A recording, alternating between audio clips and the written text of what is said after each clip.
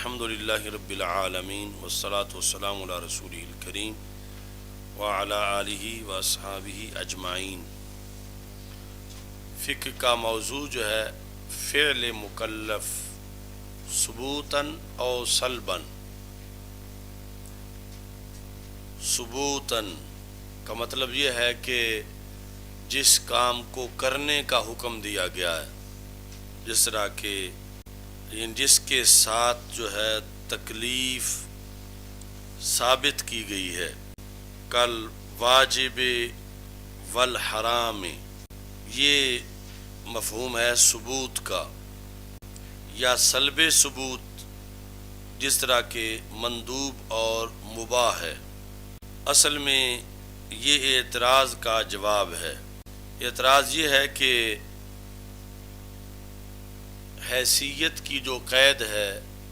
اس کا لحاظ رکھا جاتا ہے، جس طرح کہ ادھر نحو میں من حیث الاعراب والبناء۔ اچھا جی، چونکہ تکلیف کا جو مفہوم ہے یہ لغوی طور پر صرف یعنی فرض اور حرام کو شامل ہوتا ہے، معترض کے نقطہ نظر کے بنیاد پر، یعنی تکلیف دی گئی ہے کہ مکلف بنایا گیا کہ زکوٰۃ دو، روزہ رکھو، مکلف بنایا گیا ہے کہ نماز پڑھو، تمہیں اس چیز کا مکلف بنایا گیا ہے کہ شراب نوشی نہ کرو، تو اور اگر جو ہے اس کے اندر کچھ لچک ہو، گنجائش ہو، تو پھر یعنی تکلیف کا مفہوم پورا نہیں ہوتا، یعنی مرضی ہے پڑھ لو، مرضی ہے نہ پڑھو۔ پھر دوسری طرف یہ ہوگا کہ مرضی ہے شراب پیو، مرضی ہے شراب نہ پیو۔ تو اس بنیاد پر انہوں نے یہ اعتراض کا جواب دیا۔ پہلے ترجمہ دیکھو، ثبوتاً او سلباً اے من حیث ثبوت التکلیف بھی، کہ ثبوتاً او سلباً یہ ہے تمییز۔ تو جس طرح لفظ حیث لکھا ہوا ہو تو قید ہوتا ہے، ایسے ہی تمییز کے اندر ہو تو پھر بھی قید ہوتا ہے، کہ فعل مکلف مطلقاً بغیر کسی قید کے موضوع نہیں ہے، بلکہ اس کے ساتھ قید ہے کہ فعل مکلف ثبوت کے لحاظ سے یا سلب کے لحاظ سے، ثبوت کی حیثیت سے یا سلب کی حیثیت سے، یعنی حیثیت یہاں موجود ہے اگرچہ لفظوں میں لفظ حیثیت لکھا ہوا نہیں، لیکن ثبوتاً او سلباً کے اندر وہ حیثیت موجود ہے۔ اچھا جی، کل واجب والحرام، یہ ہو گیا کہ تکلیف کا ثبوت، اور سلبہ، سلب کس چیز کی، کہ وجوب کی سلب اور حرمت کی سلب، جس طرح کے مندوب اور مباح۔ تو امام شامی کہتے ہیں وَقَصَدَ بِذَلِكَ دَفْعَ مَا قَدْ يُقَالُ، کہ امام حسکفی نے اس سے ارادہ کیا ہے اس اعتراض کو اٹھانے کا، اس کا جواب دینے کا، ما قد یقال، جو یہ کہا جاتا ہے کہ ان قید الحیثیت مراعن، اس میں مفعول ہے راعیا، اس سے کہ حیثیت کی قید کی رعایت کی گئی ہے، یعنی حیثیت کی قید کا لحاظ کیا جاتا ہے موضوع کے اندر، حیثیت کی قید کا۔ اچھا جی، فالمراد فعل المکلف من حیث انہ مکلف کما مر، تو پھر مراد جو ہے وہ مطلقاً فعل نہیں، مراد جو ہے وہ مکلف کا فعل ہے اس لحاظ سے کہ وہ مکلف کا فعل ہے۔ اب اس پر یہ اعتراض ہوتا تھا فیارد علیہ ان فعل المکلف، کہ مکلف کا فعل تو مندوب بھی ہے، مکلف کا فعل تو مباح بھی ہے فقہ کے لحاظ سے، حالانکہ اس میں تکلیف تو ہے ہی نہیں، مع انہ لا تکلیف فی، تکلیف کیوں نہیں، لے جواز فعل ہی و ترک ہی، کہ مستحب اور مباح جو ہیں ان کی تعریف کا حصہ یہ ہے کہ ان کا فعل بھی جائز ہے اور ترک بھی جائز ہے۔ تو جہاں ایسی صورتحال ہو وہاں تکلیف نہیں ہوتی۔ تکلیف تو یہ ہے کہ اسے مکلف بنایا گیا ہے کہ ہر حال میں نماز پڑھنی ہے، مکلف بنایا گیا ہے کہ نصاب ہو تو ضرور زکوٰۃ دینی ہے، یعنی یہ نہیں ہے کہ کرے یا نہ کرے۔ اور دوسری طرف جو ہے ترک کے لحاظ سے مکلف بنایا گیا ہے کہ وہ اجتناب کرے حرام چیزوں سے، اس کا اس کو مکلف بنایا گیا ہے۔ تو یہ کہتے ہیں کہ والجواب انہ یبحث عنہ فی الفقہ، یعنی سوال یہ بنا کہ اب مندوب اور مباح جو ہیں یہ پھر فقہ کا حصہ نہیں ہونے چاہیے، چونکہ یہاں تکلیف نہیں ہے۔ جب تم نے فعل مکلف فقہ کا موضوع بنایا ہوا ہے تو پھر مباح اور مندوب جو ہیں ان کی جو باتیں ہیں وہ فقہ کا حصہ نہیں ہونی چاہیے۔ تو والجواب انہ یبعث عنہ فی الفقہ من حیث صلبت التکلیف بہ عن طرفِ فعل المکلف، کہ فقہ کی اندر ان کی جو بحث کی جاتی ہے تو وہ سلب تکلیف کی بنیاد پہ کی جاتی ہے، سلب تکلیف کی بنیاد پر، یعنی جس طرح مناسبت اور مطابقت کا ایک طریقہ قرآن مجید میں ازداد کو بیان کرنے کا بھی ہے، تو پھر فقہ میں مکلف والی جہت سمجھی جائے گی جب سلب تکلیف کی بھی بحث ہوگی۔ اس لیے یہ تکلیف کے لحاظ سے فقہ کا حصہ نہیں ہے بلکہ سلب تکلیف کے لحاظ سے فقہ کا حصہ ہیں۔ آگے سلب تکلیف میں دو جانبیں ہیں، ثبوت اور عدم، یعنی ایک ہے کہ مثلا نفل ہے تو یہاں سلب تکلیف ہے کہ پڑھنے ہیں، دوسری طرف جو ہے مثلا سگریٹ ہے کہ نہیں پینے، تو وہ جو شراب کے اندر جو سلب جو کہ تکلیف ہے اس کی سلب بھی ہے اور ساتھ اس سے اجتناب بھی ہے کہ یہ ہے تو ناپسندیدہ چیز مگر اس درجے کی نہیں ہے کہ جس درجے کی ناپسندیدہ چیز وہ شراب ہے۔ اس لیے طرفِ فعل المکلف، مکلف نے وہ کرے یا نہ کرے، سلب تکلیف دونوں کے لحاظ سے۔ اب یہ ہے کہ لفظ فعل کی بات ہے کہ لفظ فعل کیا ہوتا ہے۔ اب یہ رائج فعل ہے، یعنی جو مصدری معنی ہے، فعل یفعل فعلا۔ استاد بندیالوی صاحب رحمۃ اللہ علیہ اسے جب بھی پڑھتے تھے تو فعل ہی پڑھتے تھے، یعنی یہ جو مصدری معنی ہے، اسم فعل حرف وہاں تو فعل ہی پڑھتے تھے، لیکن یہ جو مصدری معنی ہے فعل یفعل حدوث پر جو دلالت کرتا ہے اس کو فعل پڑھتے تھے۔ تو اب النہر میں ہے النہر الفائق شرح کنز الدقائق، اعلم ان الفعل یطلق علی المعنی الذی ہوا وصف للفاعل موجود کالہیئۃ المسماۃ بالصلاۃ من القیام والقراءۃ والرکوع والسجود ونحوها۔ تو یہ بتاتے ہیں کہ فعل کا اطلاق دو چیزوں پر ہے، ایک چیز وہ ہے کہ جو فاعل کا وصف ہے، وہ معنی جو کہ فاعل کا وصف ہے، مثلا کسی نے کسی کو مارا، اس کے اندر جو مار ہے یہ فعل ہے، کالہیئۃ المسماۃ۔ اب اس کے اندر وہ فعل کی ادائیگی کا جو مجموعہ ہے اس پر اس کا اطلاق ہوتا ہے۔ مثلا کوئی بندہ قیام، قرات، رکوع، سجدہ یہ سب کچھ کر رہا ہے تو اس مجموعے کو صلاۃ کہا جاتا ہے اور وہ مصلی کا فعل ہے۔ ایسے ہی روزہ ایک حیت ہے کہ امساک رکے رہنا مفترات سے، طلوع صبح صادق سے لے کر غروب آفتاب تک. تو یہ جو فعل ہے اس کا نام دوسرا ہے حاصل مصدر، یعنی وہ فعل جو اس معنی پہ دلالت کرتا ہے جو معنی فاعل کا وصف ہے، فاعل کا وصف ہے. دوسری طرف کبھی فعل کا اطلاق نفس ایقا پہ ہوتا ہے، مارنا. نفس ایقا یہ ہے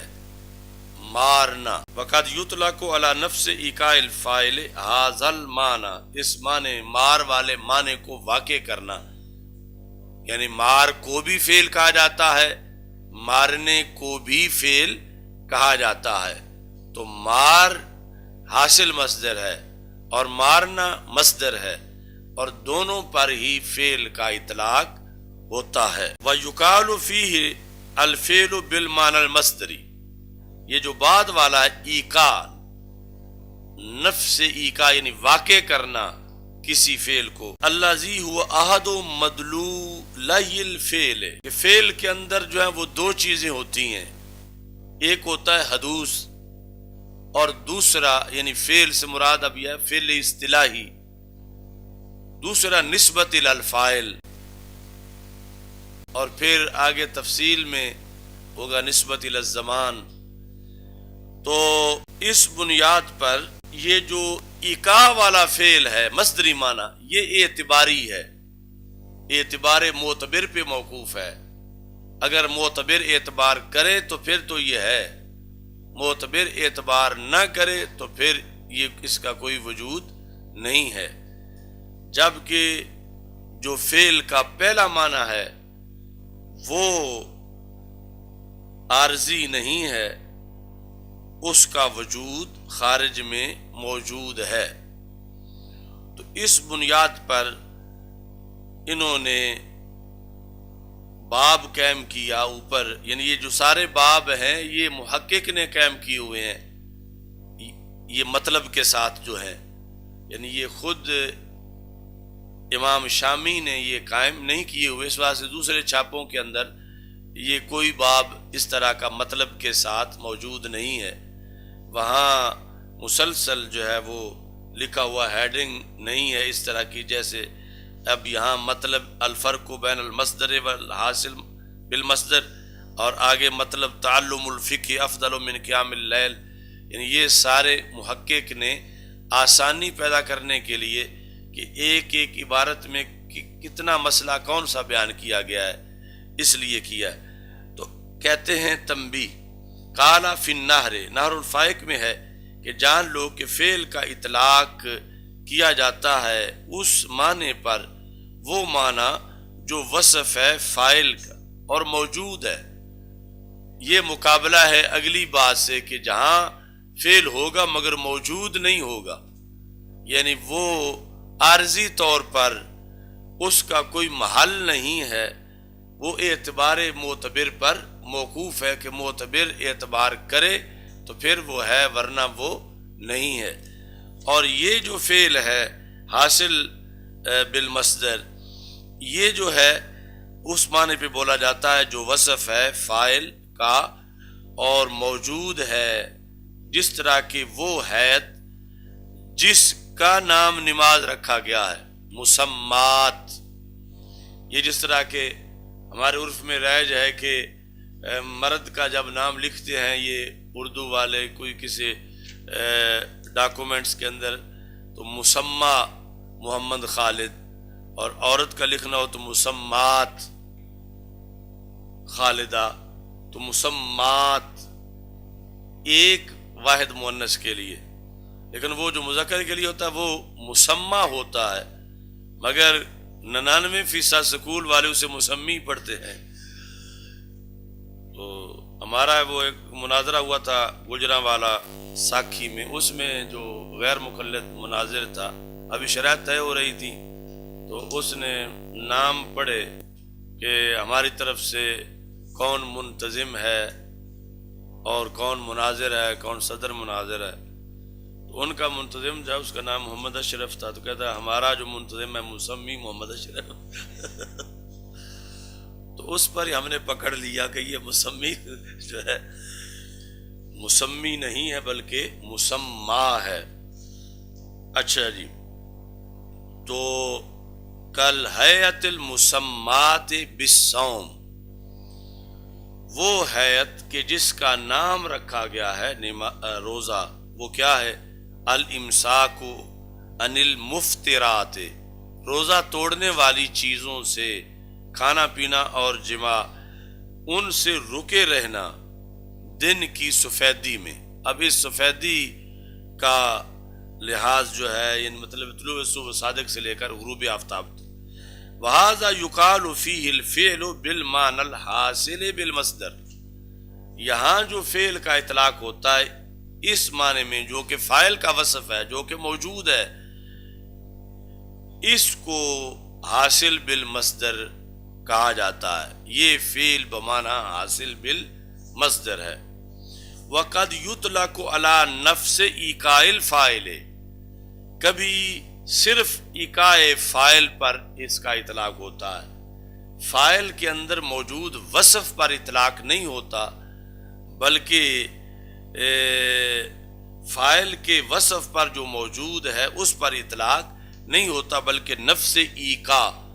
کھانا پینا، مارنا، دوڑنا، بھاگنا، اس پر یعنی جو مصدری معنی ہے اس پر فعل کا اطلاق ہوتا ہے۔ یعنی جس وقت کوئی دوڑ رہا ہے تو آپ یہ کہیں گے یہ اس نے دوڑنے کا فعل کیا ہے، تو اس مصدری معنی پہ فعل کا اطلاق ہوتا ہے۔ وَيُقَالُ فِيهِ الْفِعْلُ بِالْمَعنَى الْمَصْدَرِيِّ، اسے مصدری معنی کے لحاظ سے فعل کہا جاتا ہے۔ اب اس کی وضاحت کرتے ہیں کہ مصدری معنی کے لحاظ سے فعل کیا ہوتا ہے۔ وہ یہ ہے کہ فعل کے دو مدلول ہیں، ان میں سے ایک مدلول ہے حدوث، دو مدلول ہیں، ایک مدلول ہے حدوث، دوسرا نسبت الی الزمان۔ مثلا دارابا، تو دارابا میں ہے ایک تو ہے مدلول حدوث ضربن، مارنا، کہ وہ مارنے پہ عمل کرے گا، دوسرا کہ کس زمانے میں مارا اس پر عمل کرے گا، تیسرا آگے خارج چیز جو ہے وہ فاعل اس کی طرف جائے گا۔ لیکن یہاں انہوں نے دو مدلول جو ہیں ان میں سے ایک پہلے کا ذکر کیا، وہ ہے مدلولین، فعل کے دو مدلول، ایک مدلول ان میں سے کیا ہے؟ حدوث، مارنا، کرنا، کھانا پینا، مصدری معنی، اس پر بھی فعل کا اطلاق کیا جاتا ہے۔ اب وَمُتَعَلَّقُ التَّكْلِيفِ إِنَّمَا هُوَ الْفِعْلُ بِالْمَعنَى الْأَوَّلِ لَا الثَّانِي، تو یہاں ہم نے جو کہا موضوع ہے فعل المکلف، تو اس فعل سے مراد مصدری معنی نہیں ہے بلکہ حاصل مصدر ہے، کہ جو فاعل کے اندر ایک وصف پایا گیا ہے اس معنی پر جو چیز دلالت کرتی ہے، اور خارج میں وہ چیز جو ہے وہ اس کا وہ موجود ہوئی ہے، تو وہ ہے یہاں فعل سے مراد، یعنی حاصل مصدر مراد ہے اور مطلقاً مصدری معنی مراد نہیں ہے۔ لسانی لأن الفعل بالمعنى الثانی، وہ کیوں نہیں مراد ثانی معنی والا؟ کہتے ہیں اس سے بحث کیا کرنی ہے، وہ تو ہے ہی اعتباری، یعنی اعتبار معتبر پر موقوف ہے، اگر کوئی اعتبار کرتا ہے اس کا تو پھر اس کا اعتبار ہوتا ہے، ورنہ اپنا اس کا کوئی محل نہیں ہے کہ جس میں وہ فعل پایا جائے، وہ اعتبار پر موقوف ہے۔ لأن الفعل بالمعنى الثانی اعتباری لا وجود له فی الخارج اذ لو کان موجودا، کیونکہ اگر ہم اس کا وجود مانے خارج میں تو پھر اس کے وجود کا کوئی موقع ہوگا، واقع ہونے کی جگہ، فَيَكُونُ لَهُ إِيقَاعٌ، تو پھر اس وجود کا موقع کا کوئی ایقاع ہوگا۔ اس طرح پھر ایک اعتباری چیز کو ماننے کے لیے تسلسل لازم آئے گا کہ اس کے لیے ایک اور چیز کا وجود مانا جائے، پھر اس کے پانے کے لیے کسی اور موقع کا وجود مانا جائے، اس سے جو ہے وہ تسلسل لازم آئے گا۔ فَهَكَذَا فَيَلْزَمُ التَّسَلْسُلُ مُحَالُ فَأَحْكِمْ هَذَا، اس بات کو پکا کر لے، یعنی امام شامی مخاطب کو کہہ رہے ہیں فَإِنَّهُ يَنْفَعُكَ فِي كَثِيرٍ مِّنَ الْمَحَالِ، یہ محال نہیں ہے کہ یہ بات تمہیں بہت سی جگہوں پہ کام دے گی۔ محل کی جمع محال، بہت سی جگہوں پر یہ تمہیں کام دے گی کہ مصدر اور حاصل مصدر کا فرق، اور جو فعل مکلف ہے موضوع فقہ کا وہ کون سا فعل ہے، مصدری معنی والا فعل ہے یا حاصل مصدر والا فعل ہے۔ تو یہ یعنی فعل بمعنی حاصل مصدر جو ہے، مثلا نماز پڑھنا یہ موضوع نہیں، نماز موضوع ہے۔ روزہ رکھنا موضوع نہیں ہے، روزہ موضوع ہے۔ زکوٰۃ دینا موضوع نہیں ہے بلکہ زکوٰۃ موضوع ہے۔ تو اگر مثلا دینا ہو تو پھر وہ چیز ایک اعتباری ہے، حادث ہے، یعنی اعتبار معتبر پر موقوف ہے، تو اس کی تو یہی ساری بحث ہے۔ آگے یہ جو جتنے مسائل ہیں کہ نصاب کتنا ہے زکوٰۃ کا اور مصرف کیا ہے، یہ سارے جو ہیں حاصل مصدر کی باتیں ہیں۔ ایسے ہی نماز کا جو حاصل مصدر ہے اس کی ساری باتیں ہیں، مصدری معنی کی باتیں فقہ میں نہیں ہیں۔ اچھا جی، واستمداد اوپر متن میں ہے کہ اس کی استمداد کیا ہے، یہ کہاں سے حاصل کیا جاتا ہے علم فقہ؟ من الکتاب والسنت والاجماع والقیاس۔ اس واسطے نیچے انہوں نے حاشیوں میں اس کا مطلب بیان کیا جو اس سے زیادہ معروف ہے کہ اس کا ماخذ کیا ہے۔ علم فقہ کا ماخذ کہاں سے یہ اخذ کیا جاتا ہے؟ تو اس کے بعد من الکتاب، اب سوال پیدا ہوتا تھا کہ ہمارے لیے جو پہلی شریعتیں ہیں، پہلی وہ شریعتیں کہ جن کو ہماری شریعت میں رد نہیں کیا گیا جس چیز کو، تو وہ بھی فقہ کی دلیل بنتی ہے۔ وہ پانچویں چیز وہ ساتھ ملانی چاہیے، شریعت من قبلنا، ہم سے پہلوں کی شریعت، یعنی جو اس سے منسوخ ہو گئی وہ تو منسوخ ہو گئی، تو ورنہ وہ بھی اللہ کی دی ہوئی شریعت ہے پہلی امتوں کی، تو اس کا ذکر نہیں آیا۔ پانچویں چیز اسے بنانا چاہیے ساتھ کہ فقہ کا ماخذ وہ پہلی شریعتیں بھی ہیں کہ جن کو ہماری شریعت میں منسوخ نہیں کیا گیا، جن مسائل کو۔ تو اس کا انہوں نے جواب دیا فتابعۃ للکتاب، اس کو علیحدہ بنانے کی ضرورت نہیں، اور نہ یہ کہ ہم کہیں کہ اس سے مسئلہ نہیں ثابت ہوگا۔ مسئلہ پہلی شریعتوں سے بھی ثابت ہوگا کہ بشرطے کہ انہیں رد نہیں کیا گیا، تو یہ کتاب ہی کتابیں ہے، یعنی علیحدہ ماخذ نہیں ہے، یہ کتاب کے ساتھ ہی مراد ہے۔ پھر سوال پیدا ہوتا ہے کہ خلفائے راشدین رضی اللہ تعالیٰ عنہ کے فیصلے، اقوال صحابہ رضی اللہ تعالیٰ عنہم، وہ بھی بطور دلیل پیش کیے جاتے ہیں اور ان سے بھی مسائل اخذ کیے گئے ہیں، وہ بھی فقہ کا ماخذ ہیں، تو ان کو پھر پانچویں نمبر پہ بیان کیا جاتا۔ اس کا انہوں نے جواب دیا فتابعۃ للسنت، یہ سنت کے تابع ہے۔ آگے پھر سوال ہوا کہ تعامل بھی دلیل بنتا ہے، تعامل، مثلا تعامل اہل مدینہ کسی زمانے میں اس کو بھی بطور حجت پیش کیا جاتا تھا کہ یہ مسئلہ ایسا کیوں ہے، اس لیے کہ اہل مدینہ کا اس پر عمل ہے، تو تعامل بھی ماخذ ہے۔ تو وہ کہتے ہیں فتابع للاجماع، وہ اجماع کے تابع ہے، یعنی علیحدہ وہ چیز نہیں ہے۔ اچھا جی، پھر یہ ہے کہ کچھ چیزیں تحری سے ثابت ہوتی ہیں اور کچھ استصحاب سے ثابت ہوتی ہیں، استصحاب حال، اس کا علیحدہ ان کو ماخذ بنانا چاہیے تھا۔ تو انہوں نے کہا یہ دونوں چیزیں قیاس کے تابع ہیں، دونوں چیزیں قیاس ہی کا حصہ ہیں، تحری ہو یا استصحاب ہو۔ یہ البحر الرائق کے اندر وضاحت ہے، اور اس کے علاوہ کہتے ہیں وَبِيَانُ مَا ذُكِرَ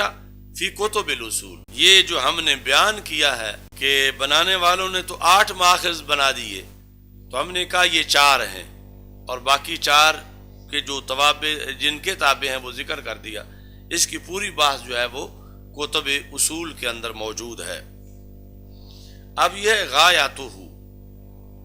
فقہ کی غایت، غایت کا مطلب کہ ثمراتہ، اس کا ثمرہ، المرتب مترتبات علیہ، جو اس پر مرتب ہوتا ہے فقہ کے اوپر، الفوز بسعادت الدارین، قولہ بسعادت الدارین، دونوں جہانوں کی سعادت، اے دار دنیا و دار الاخرہ، دار دنیا میں کیسے ہوگی سعادت؟ بنقل نفسہ من حدید الجہل الى ذروۃ العلم، دنیا میں سعادت یہ ہے کہ اگر فقہ پڑھیں گے تو بندہ اپنے آپ کو نکال لے گا جہالت کے گڑھے سے علم کی بلندی کی طرف۔ تو یہ اس کی سعادت ہے کہ وہ گڑھے میں کار ذلت میں نہیں پڑا ہوا، بلکہ علم کی بلندی پر ہے دنیا کے اندر۔ اچھا جی، اور ساتھ دوسری چیز کہ اس کے اندر یہ صلاحیت ہے کہ لوگ جھگڑے ختم کرنے کے لیے اس کی طرف رجوع کریں گے اور اسے اعزاز دیں گے کہ تم ہمارے جھگڑے ختم کرو۔ کیوں؟ فقہ جاننے کی وجہ سے اس کو پتہ ہے ما للناس وما علیہم، کہ لوگوں کے اپنے حقوق کیا ہیں اور لوگوں پر کسی کے حقوق کیا ہیں۔ فقہ جاننے کی وجہ سے، چونکہ اس نے فعل مکلف کی بات پڑھی ہوئی ہے تو اسے پتہ ہے، تو ظاہر ہے کہ جو بندہ جھگڑا ختم کرائے اس کے دوسرے ممنون ہوتے ہیں، تو یہ بھی ایک دنیا کے اندر سعادت ہے۔ ودار الاخرہ، یہ دار دنیا پر عطف ہے، کیسے؟ بالنعم الفاخرہ، کہ جنت میں، آخرت میں اللہ بڑی بڑی نعمتیں عطا فرمائے گا انشاءاللہ تعالی۔ اچھا جی، اب آ گیا کہ اس کی فضیلت میں انہوں نے کہا کہ النظر فی کتب اصحابنا من غیر سماع، بغیر سننے کے، صرف دیکھنا۔ تو امام شامی کہتے ہیں سننا یہ جو وزن ہے مصدر کا، اس میں بھی جانبین ہوتے ہیں، مثلا جہاد، جماع، سماع۔ تو کس سے سننا؟ ایک جانب تو یہ ہے سننے والا، انہوں نے کہا اے من المعلم، معلم سے سنے بغیر، وہ جب سنے گا پھر تو نور علی نور ہے، معلم سے سنے بغیر۔ وَإِذَا كَانَ النَّظْرُ وَالْمُطَالَعَةُ وَهُوَ دُونَ السِّمَاعِ، تو پھر سوال پیدا ہوتا تھا کہ من غیر سماع، کیا یہ قید احترازی ہے کہ جس کا مطلب یہ ہوگا کہ فضیلت پڑھنے سے تو ملے گی کتاب فقہ کی، سننے سے نہیں ملے گی؟ اس کا انہوں نے جواب دیا کہ اصل میں یہ ہے کہ سننا بڑا مقام ہے، خود مطالعہ کرنا صرف کتاب سے یہ چھوٹا مقام ہے۔ تو جب چھوٹے پر فضیلت ہے تو بڑے پہ تو بطریق اولا فضیلت ہوگی۔ اس بنیاد پر انہوں نے وضاحت کی وَإِذَا كَانَ النَّظْرُ وَالْمُطَالَعَةُ، جب نظر اور مطالعہ فقہ کی کتاب میں، حال یہ ہے کہ وہ سماع سے کم درجے کا ہے، جب وہ افضل ہے، کان النظر کی خبر ہے، وہ افضل ہے قیام لیل سے، فما بالک بالسماع، پھر سماع کا کیا کہنا؟ یعنی پھر اگر تم سنتے ہو فقہ، یعنی کلاس فقہ کی رات کے وقت ہوتی ہے، تو صرف رات کے وقت مطالعہ کرنا فقہ کی کتاب کا، جب وہ قیام اللیل سے بہتر ہے، تو پھر کسی معلم سے فقہ پڑھنا بطریق اولا قیام لیل سے بہتر ہے۔ اب اس پر کہ قیام لیل سے یہ افضل ہے، تعلم الفقہ افضل من قیام اللیل وتعلم باقی القرآن، یہ دو چیزیں انہوں نے بتائیں اوپر متن میں کہ فقہ پڑھنا ایک تو قیام اللیل سے افضل ہے، مطلب قیام اللیل اب فرض نہیں نوافل ہے، ان سے افضل ہے، اور دوسرا جو باقی قرآن ہے احکام کی آیات کے علاوہ ان کے تعلم سے یہ جو آیات احکام ہیں ان کی فقہ کو حاصل کرنا یہ افضل ہے۔ امام شامی کہتے ہیں قیام لیل بالصلاۃ ونحوہا، یعنی یہ اعتراض ہو رہا تھا کہ یہ تفضیل الشیء علی نفسی لازم آتا ہے کہ کسی چیز کو اپنے اوپر ہی فضیلت دینا، کہ فقہ پڑھنا پڑھانا مطالعہ کرنا اس کو بھی قیام اللیل سے تعبیر کیا جاتا ہے، یعنی جو قیام اللیل بمعنی احیاء اللیل، رات کو زندہ رکھنا، جس طرح نفل پڑھنے والا رات زندہ رکھے ہوئے ہے تو مطالعہ کرنے والا بھی احیاء اللیل کر رہا ہے اور اس کا بھی قیام اللیل ہو رہا ہے، تو پھر اسے اپنے اوپر ہی فضیلت دی جا رہی ہے۔ اس کا انہوں نے جواب دیا کہ یہاں جو لفظ قیام اللیل ہے اس سے مراد ہے بالصلاۃ ونحوہا، اگرچہ فقہ کا مطالعہ بھی قیام اللیل ہے مگر فقہ کا مطالعہ اس شکل میں جو قیام اللیل ہے یہ اس قیام اللیل سے افضل ہے جو بذریعہ نوافل کیا جا رہا ہے، تو پھر یہ تفضیل الشیء علی نفسی لازم نہیں آتا، چونکہ مفضل اور ہے اور مفضل علیہ اور ہے۔ مفضل جس کو فضیلت دی گئی ہے وہ ہے مطالعہ فقہ، اور مفضل علیہ جو ہے وہ ہے نفلوں کی صورت میں قیام، تو یہ علیحدہ علیحدہ چیزیں ہیں۔ وَإِلَّا فَهُوَ مِنْ قِيَامِ اللَّيْلِ، ورنہ مطالعہ فقہ کا یہ قیام اللیل ہی کا حصہ ہے۔ اب پھر سوال پیدا ہو گیا کہ اگر قیام اللیل ہے تو پھر افضل کیسے ہے؟ وہ بھی قیام اللیل یہ بھی قیام اللیل، قیام اللیل کی دو قسمیں ہیں، اسے تم افضل قرار دے رہے ہو، تو پھر وجہ تفضیل کی کیا ہے؟ وہ کہتے ہیں کہ وَإِنَّمَا كَانَ أَفْضَلَ لِأَنَّهُ مِنْ فُرُوضِ الْكِفَایَاتِ، کہ ادھر جو نفلوں کی صورت میں قیام اللیل ہے وہ نفلی ہے، اور ادھر جو مطالعہ فقہ کی صورت میں قیام اللیل ہے یا فرض ہے یا فرض کفایہ ہے، تو فرض اور فرض کفایہ ہر حال میں نفل سے افضل ہے۔ اچھا جی، لِأَنَّهُ مِنْ فُرُوضِ الْكِفَایَاتِ إِنْ كَانَ زَائِدًا عَلَى مَا يَحْتَاجُهُ، یعنی ایک بندہ مثلا تاجر ہے تو تجارت والی ساری فقہ تو اس پر فرض عین ہے، اور مطلقاً کہ سارا دین پڑھے یہ فرض کفایہ ہے۔ ایک مطلع کے اندر ایک بندہ سارے علوم اسلامیہ کا ماہر بن جائے تو سب کا فرض ادا کر دیتا ہے، یعنی اتنا بڑا اس کا احسان ہے باقی پر بھی کہ جو 70 مربع میل یا 72 مربع میل کے اندر اصول و فروع کا پورا حاوی اسپیشلسٹ بن گیا، تو اس نے اس علاقے میں جو لاکھوں لوگ رہتے ہیں ان سب کا فرض ادا کر دیا، اور اگر ایک بھی نہیں بنا تو سارے یوں گناہگار ہیں جیسے ترک فرض پر گناہ ملتا ہے۔ تو اس بنیاد پر یعنی عالم دین کا شکر گزار ہونا چاہیے اس علاقے والوں کو کہ جن کے علاقے کا کوئی ایک بندہ عالم دین بن رہا ہے پورا صحیح، وہ باقی سب کو اس نے چھٹی دی ہوئی ہے اور باقی سب اس کے ممنون ہونے چاہیے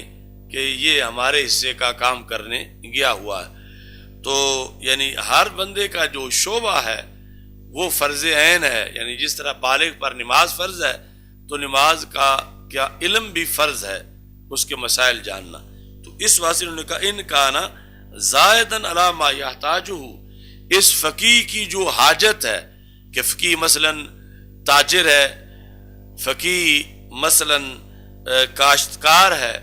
تو اب حاجت کے علاوہ جو پڑھے گا وہ ہوگا فرض کفایہ. حاجت والا تو فرض عین ہے. وَإِلَّا فَهُوَ فَرْضُ عَيْنٍ. تو یہ جو رات کو قیام اللیل بشکل مطالعہ فقہ کر رہا ہے، دو ہی حالتیں ہیں، یا فرض کفایہ ادا کر رہا ہے یا فرض عین ادا کر رہا ہے. اور دوسری طرف جو قیام اللیل بشکل نوافل کر رہا ہے وہ نہ فرض کفایہ ادا کر رہا ہے نہ فرض عین ادا کر رہا ہے. تو اس بنیاد پر جو فرض کفایہ یا فرض عین ادا کر رہا ہے یہ افضل ہے اس سے، اس کا قیام اللیل اس قیام اللیل سے جو نوافل کی شکل میں ادا کیا جا رہا ہے. تعلم الفقہ فتاوی بزازیہ میں ہے کہ ایک بندے نے تعلم بعد القرآن، قرآن مجید کا کچھ حصہ پڑھ لیا اس نے، ووجد فراغا، یعنی جتنا ٹائم اس کے پاس ملا اسے، اس نے قرآن مجید کی کچھ صورتیں یاد کر لی، کچھ پارے یاد کر لیے. اب اس کے پاس مزید ٹائم ہے تو باقی ٹائم اب کس میں لگائے؟ باقی قرآن حفظ کرنے میں لگائے یا جو پڑھا ہے اس کے اندر فقاہت حاصل کرنے میں لگائے؟ تو فتاوی بزازیہ میں ہے فالافضل الاشتغال بالفقہ، اب بجائے اس کے کہ باقی قرآن حفظ کرے وہ فقہ میں مشغول ہو جائے. کیوں؟ لأن حفظ القرآن فرض کفایۃ وتعلم ما لا بد من الفقہ فرض عین، کہ حفظ قرآن فرض کفایہ ہے اور ما لا بد منہ، جس کے بغیر چارہ ہی نہیں مسلمان کا کہ زندگی اس کے بغیر بسر کر سکے، حلال و حرام کا علم، تو وہ فرض عین ہے. تو ظاہر ہے کہ فرض عین فرض کفایہ سے زیادہ شان رکھتا ہے. اب اس سٹیج پہ کھڑے ہو کے عصری علوم کو سوچنا چاہیے، یعنی جواز اور ضرورت اپنی جگہ، لیکن آج اس کے ساتھ سلوک کیا کیا جا رہا ہے علم دین کے ساتھ. یعنی ضرورت کے لحاظ سے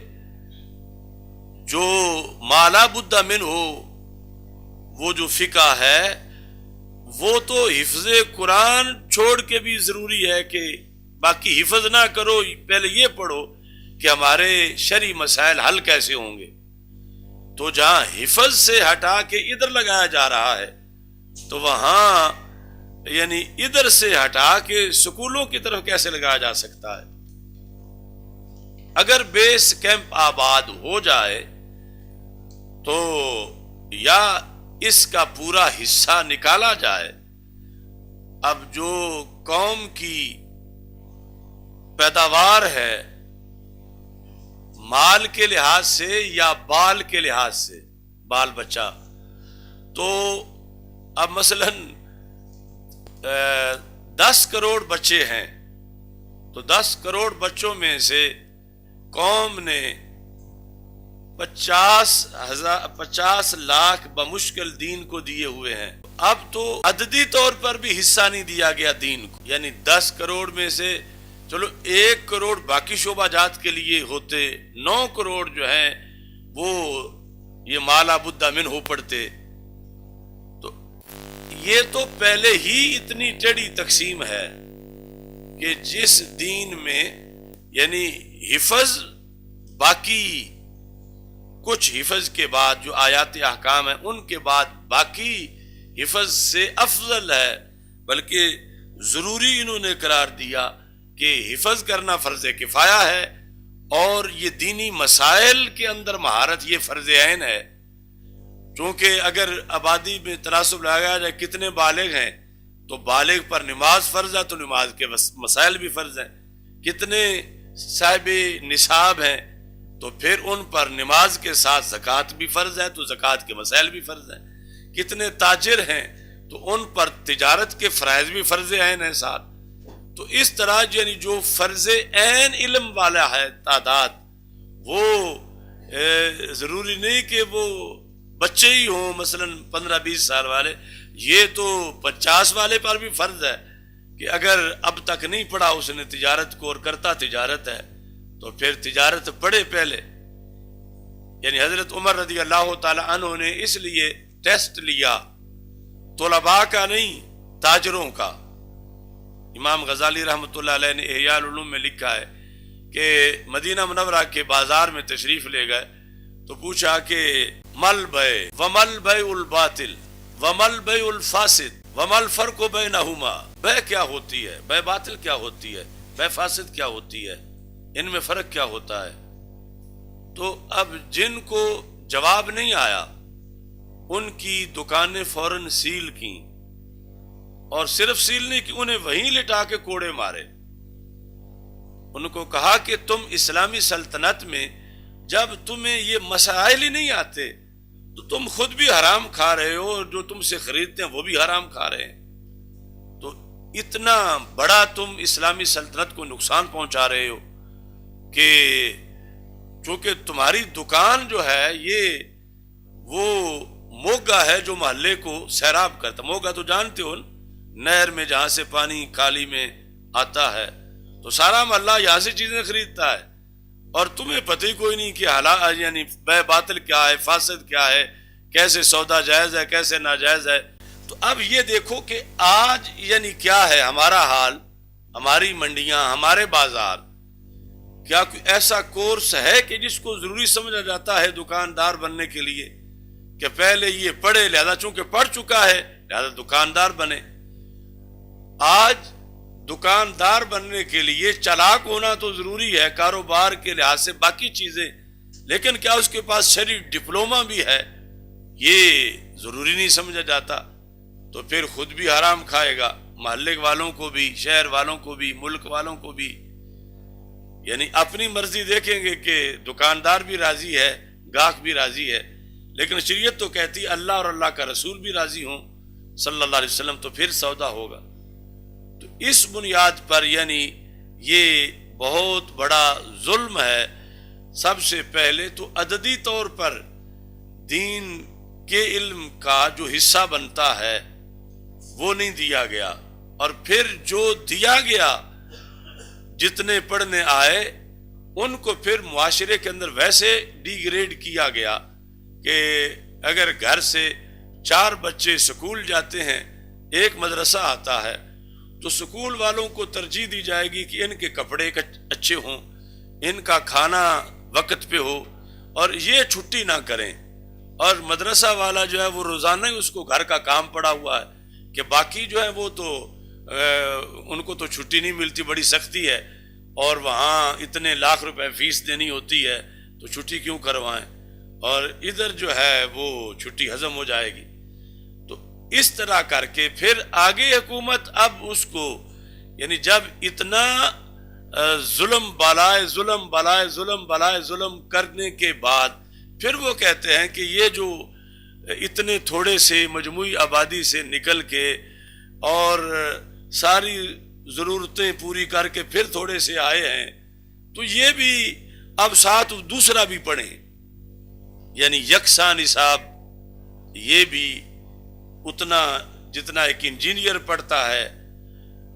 جتنا دوسرا طب والا ڈاکٹر پڑھتا ہے، اس میں سے بھی کچھ یہ پڑھیں۔ تو یہ ہے یعنی مزید ظلم پہ ظلم کہ جس صلاحیت سے حلال و حرام کی پہچان ہو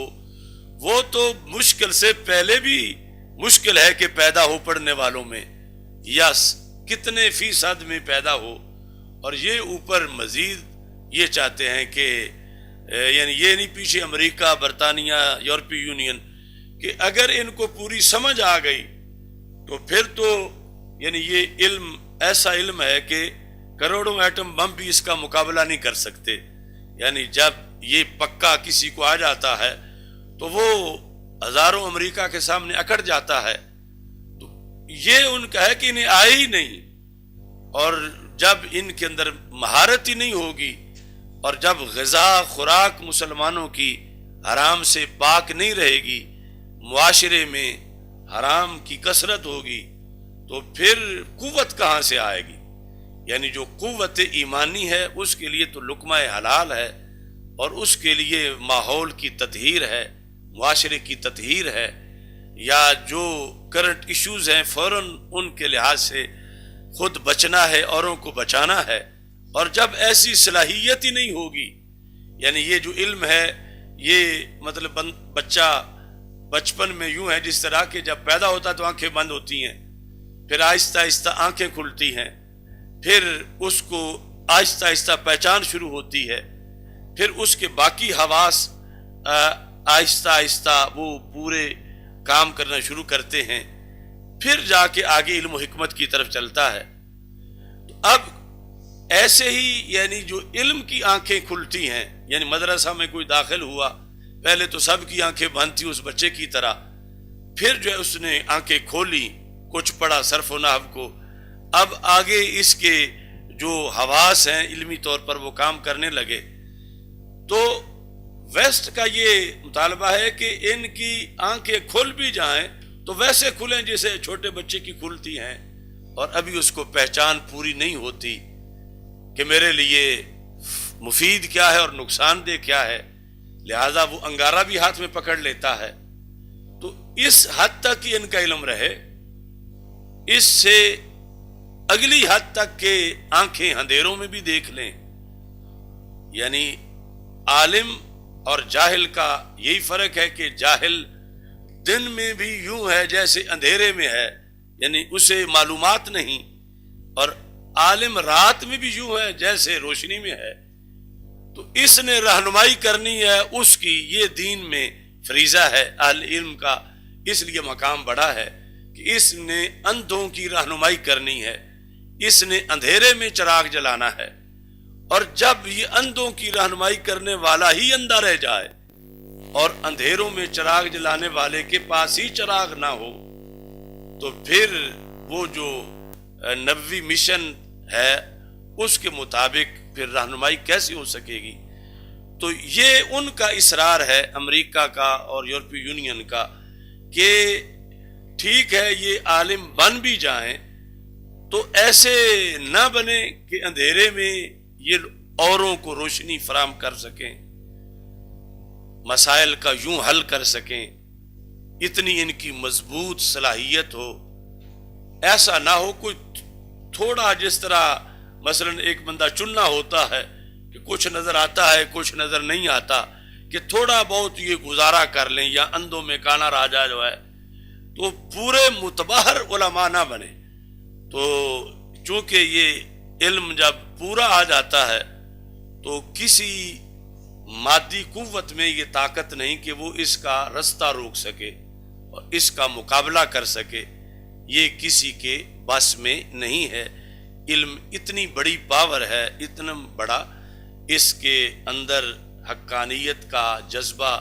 اور پھر اس کی طاقت ہے۔ یعنی باقی لوگ جو ہیں ان کے مزاج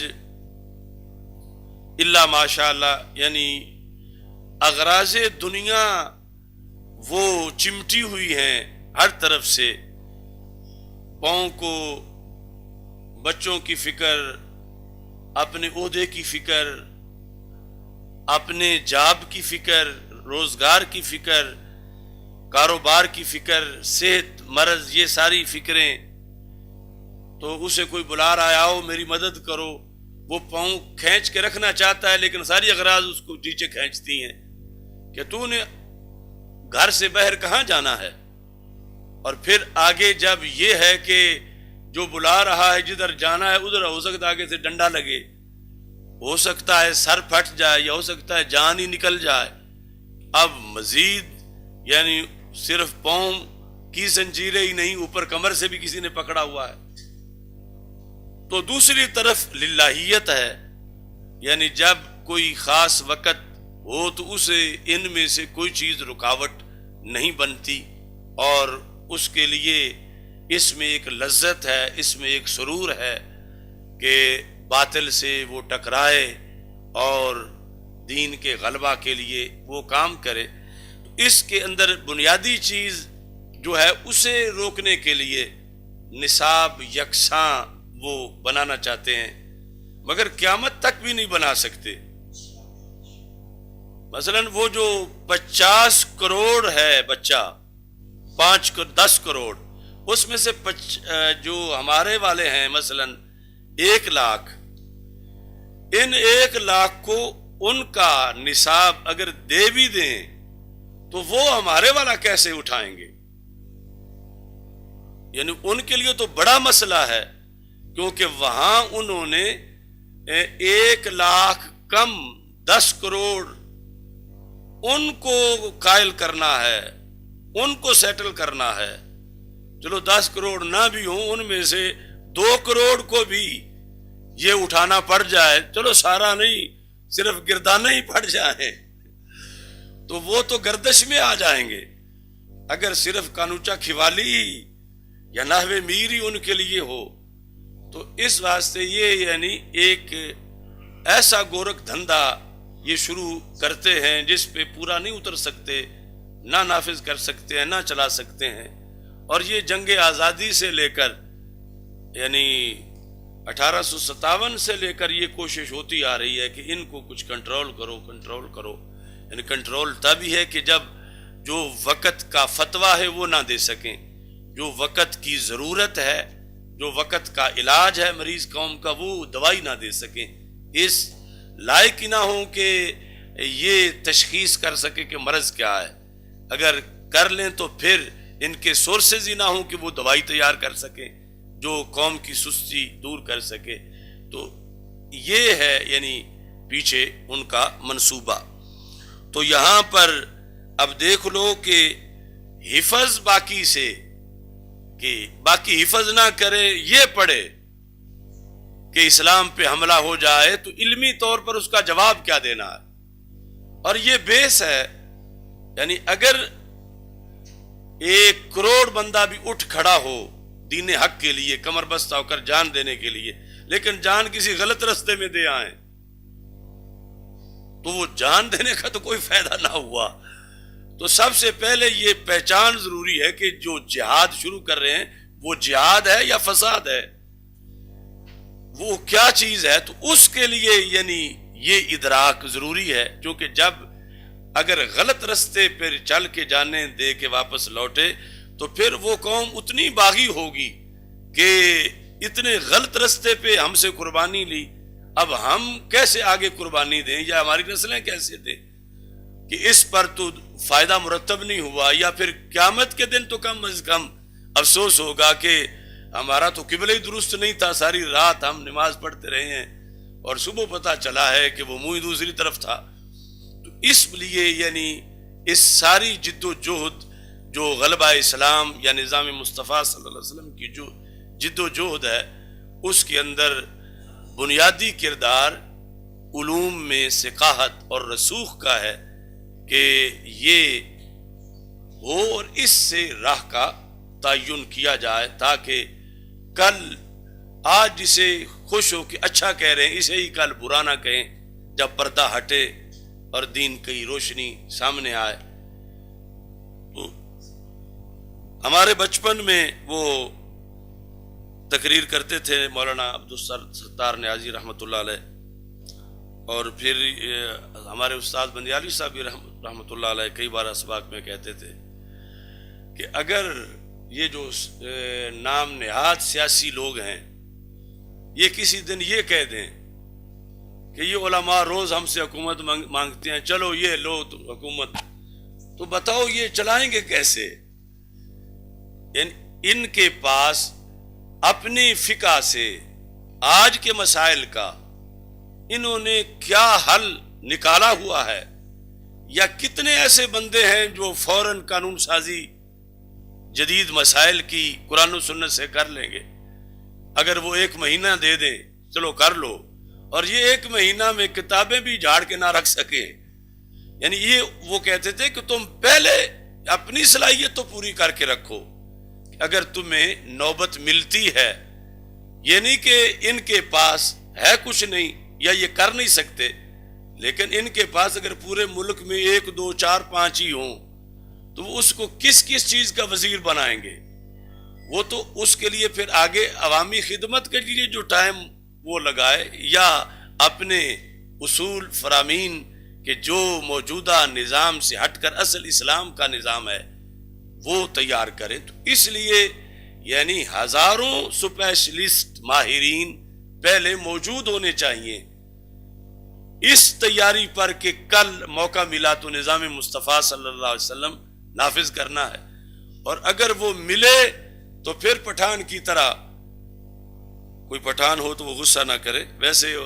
جو پٹھان نے کہا تھا خوچا کلمہ پڑھو، تو اس نے کہا چلو پڑھاؤ، تو کہتا آتا تو مجھے بھی نہیں ہے۔ تو یہ مطلب دین کو برسر اقتدار لانا یا نظام مصطفیٰ صلی اللہ علیہ وسلم۔ اب تو وہ پلید نظام والے یعنی نام نہاد سیاسی، وہ اپنے لالچ میں اگر کبھی آزمانے کے لیے یا ویسے ہی تھک جائیں، ہار جائیں اللہ کی قدرت سے، اور وہ کہ اب یہ مولویوں کو دے دو، یہ اس ملک کا نظام چلائیں، تو اس کے لحاظ سے آگے مولوی یہ کہیں کہ اب ہم کورس شروع کرا رہے ہیں ایک، اور 3 سال میں ماہرین پیدا ہوں گے، وہ بھی بطور فرض، تو اتنے میں تو پانی بہت آگے گزر جائے گا۔ تو یعنی یہ ہے کہ اتنا پیچھے ہیں ہم، اتنا پیچھے ہیں، جو ہماری ڈیوٹی ہے اس کے لحاظ سے ایک تو ہمیں حصہ تھوڑا ملا، اور پھر حصہ طالب علموں کا ملنے کے لحاظ سے وہ جنہوں نے آکسفورڈ اور کیمبرج کے لیے جانا تھا وہ سارے ذہین دوسرے شعبوں والوں نے کھینچے، اگرچہ دین نے تو کند ذہن کو بھی امام بنا دیا، لیکن دینے والوں نے تو جو رحیل محل تھے اللہ ماشاء اللہ وہ کہ چلو یہ مدرسے میں چھوڑاؤ۔ اتنے ظلم، اس کی بنیاد پر یعنی آگے پیداوار، یعنی جیسے لوگ ایک شہر کے ایک محلے میں کئی ہونے چاہیے، ہمارے پاس ویسے لوگ پورے ملک میں چند ہیں، یہ پیداوار کا ہے۔ لیکن یہ ٹھیک ہے کہ اپنی جگہ وہ جو بجٹ جتنا ہے سکولوں کالجوں کا، اس کے مقابلے میں مدارس کا تو 1 روپیہ بھی بجٹ حکومت کی طرف سے نہیں ہے، اور پھر بھی جو یہ کر لیتے ہیں وہ نہیں کر سکتے کہ جب بھی کوئی مسئلہ پیدا ہو تو کہتے ہیں اب ماہرین بیرون ملک سے آئیں گے۔ یہاں والے ماہرین کام نہیں کرتے، لیکن علماء نے تو آج تک یہ نہیں کہا کہ مسئلہ حل کرنے کے لیے بیرون ملک سے علماء آئیں گے تو مسئلہ حل ہوگا، تو یہ تو اپنے یہاں والے ہی مسئلہ حل کر دیتے ہیں، اتنے مظالم جھیل کے بھی کہ جو معیشت، معاشرت، انتظامات کے لحاظ سے۔ لیکن تقاضے کی میں بات کر رہا ہوں کہ ہمیں کتنا مزید آگے جانا ہے اس پوائنٹ تک پہنچنے کے لیے، اگر ہمارے پاس اختیار ہو دین نافذ کرنے کا تو پھر اس کو کس طرح پورے طریقے سے نافذ کیا جائے۔ الحمدللہ رب العالمین والعاقبۃ للمتقین والصلاۃ والسلام علی رسولہ الکریم۔ استغفر اللہ لا الہ الا اللہ وحدہ لا شریک لہ، لہ الملک ولہ الحمد وہو علی کل شیء قدیر۔ توحید و رسالت کا نعرہ دنیا میں لگانے نکلے ہیں، اللہ